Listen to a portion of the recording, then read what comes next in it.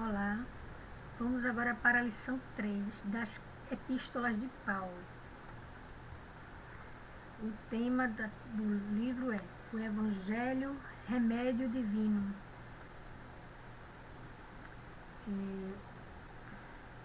Não foi sem grande luta que se firmou entre os cristãos a doutrina da justificação pela fé. Reportando-nos ao capítulo 15 de Atos dos Apóstolos, temos uma visão da controvérsia provocada pelos que insistiam em que os crentes gentios cumprissem a lei judaica. Foi esta mesma questão que suscitou o Concílio de Jerusalém. Mesmo com a derrota do partido farisaico nessa grande reunião missionária, a luta não cessou. Cada nova igreja que surgia das atividades de Paulo era visitada pelos judaizantes, que procuravam confundir os cristãos gentios, ensinando-lhes que era preciso guardar as coisas da lei, argumentando que apenas a fé não era suficiente. A julgar pela linguagem de suas últimas cartas, Paulo pôde ver o fim da controvérsia. Determinava-se de uma vez para sempre que a igreja cristã não estava presa aos pórticos das sinagogas judaicas.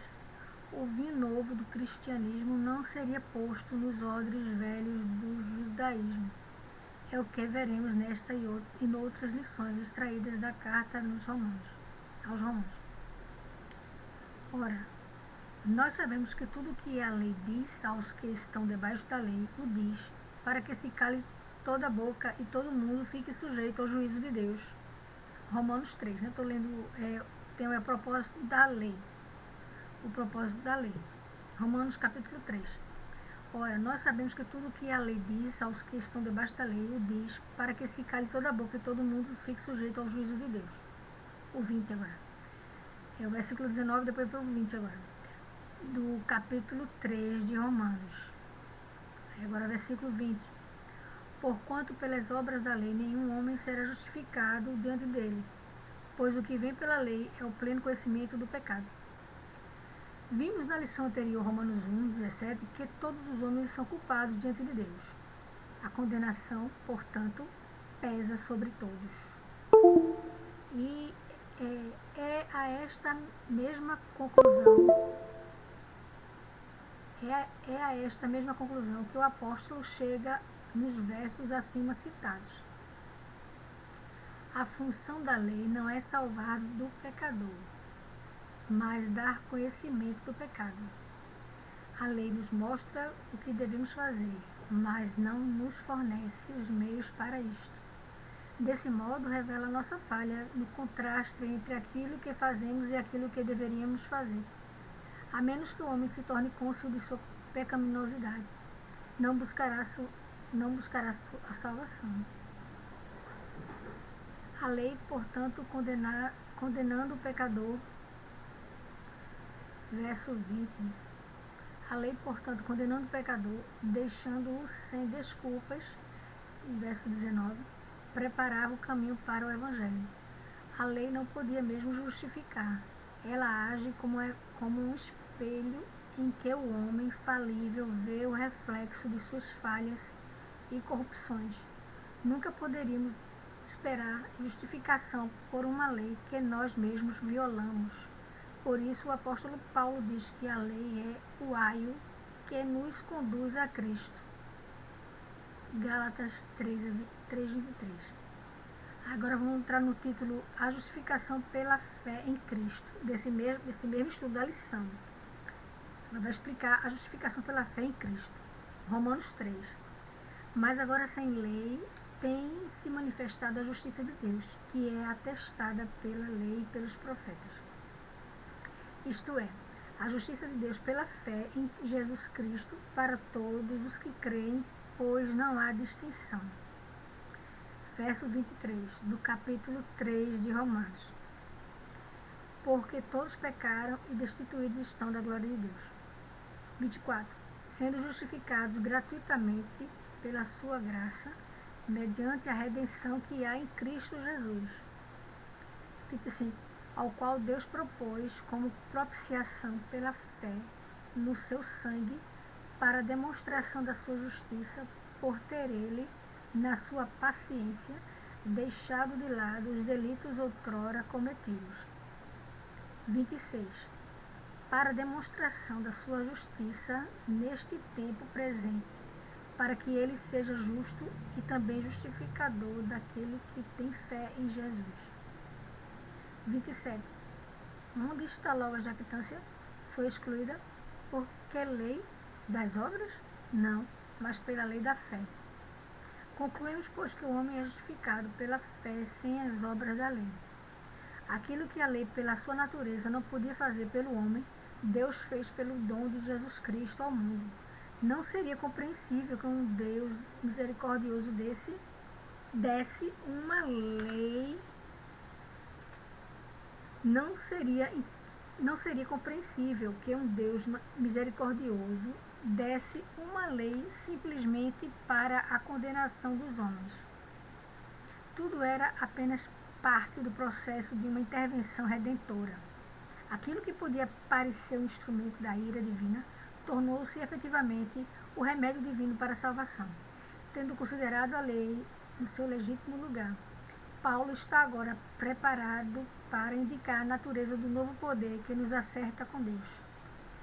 Havia uma necessidade universal de justificação. O severo julgamento expresso na lei não se aplicava simplesmente aos gentios. Os judeus guardiães da lei eram ainda mais responsáveis diante de Deus. Deviam compreender melhor que pelas obras da lei ninguém podia esperar justificação. Quando Deus aniquila as nossas ilusões e realça a falência de nossos méritos, devemos dar-lhe graças. É pela consciência de culpa que nos preparamos para receber o dom gratuito.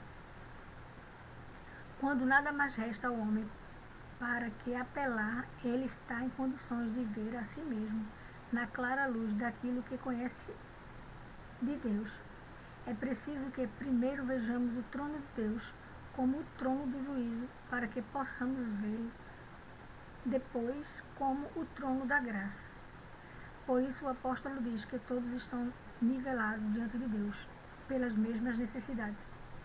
Para atender a necessidade do homem, Deus lhe oferece a maneira única de justificação, a fé em Jesus Cristo. Neste ato, o pecador entra em novas relações com Deus e é tratado como justo. No terreno do direito, é como se o juiz, depois de ouvir os prós e os contras a respeito do réu, ao proferir a sentença, o declarasse livre da culpa. O juiz não torna justo o acusado, declara-o justo.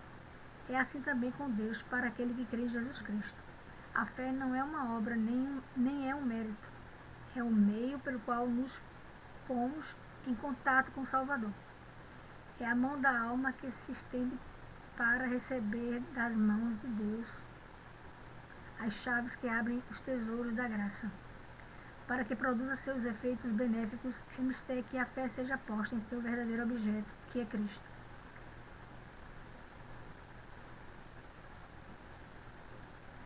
Vivendo num mundo em que tudo tem preço, o homem acha difícil entender a gratuidade da justificação que lhe é oferecida, unicamente pela fé. Este, porém, é o plano de Deus. Exclui a jactância, mas produz a gratidão. Lança fora a soberba, mas promove a humildade quando o homem prostrado aos pés da cruz de Cristo aceita a justificação como um dom da infinita misericórdia de Deus. Cheia de paz e alegria, levanta-se o pecador assim justificado para se tornar testemunha fiel. É instrumento nas mãos de Deus para transmitir aos outros a sua experiência. Vamos ver agora a verdade em ação. O Evangelho, o remédio divino. É o remédio emanado de Deus, é o remédio comprovado pela Bíblia, é o remédio proveitoso para todos, é o remédio oferecido por amor, é o remédio conseguido com sacrifício, é o remédio usado pela fé e é o remédio que dispensa auxiliares. Qual é esse remédio? O Evangelho. O Evangelho, remédio divino, é o título da lição, lição 3, das epístolas de Paulo. O Evangelho é o remédio emanado de Deus. Tem se manifestado a justiça de Deus. Versículo 21. O Evangelho é a nova justiça nascida no coração de Deus, reveladora do amor de Deus ao homem. É eterno como Deus, porque suas raízes estão no céu. 2. É o remédio comprovado pela Bíblia. É atestada pela lei e pelos profetas. Versículo 21. O Evangelho não é a destruição, mas é o cumprimento da lei e dos profetas. As escrituras do Velho Testamento repetidamente testemunham de Cristo. 3. É o remédio proveitoso para todos os que creem. Versículo 22. Potencialmente o Evangelho traz salvação a todos. Deus não faz acepção de pessoas. O homem é que se exclui de seus benefícios por não aceitar o Evangelho como plano de Deus para a sua vida. 4. É o remédio oferecido por amor, justificados gratuitamente pela sua graça. Versículo 24. As bênçãos do Evangelho não têm preço para o homem. É inútil querermos comprá-las. É inútil querermos comprá-las. Deus simplesmente nos oferece. De graça receber, de graça dar. É o remédio conseguido por sacrifício, mediante a redenção que é em Cristo Jesus. Jesus pagou pela nossa redenção, preço que nunca poderíamos pagar, o seu próprio sangue. Por isso ele nos oferece uma salvação sem dinheiro e sem preço. 6. É um remédio usado pela fé. Justificados daquele que tem fé em Jesus. Crer em Jesus é aceitá-lo como Salvador pessoal. É do versículo 26, né? Crer em Jesus é aceitá-lo como Salvador pessoal. É senti-lo no coração, é ter certeza da salvação que ele oferece.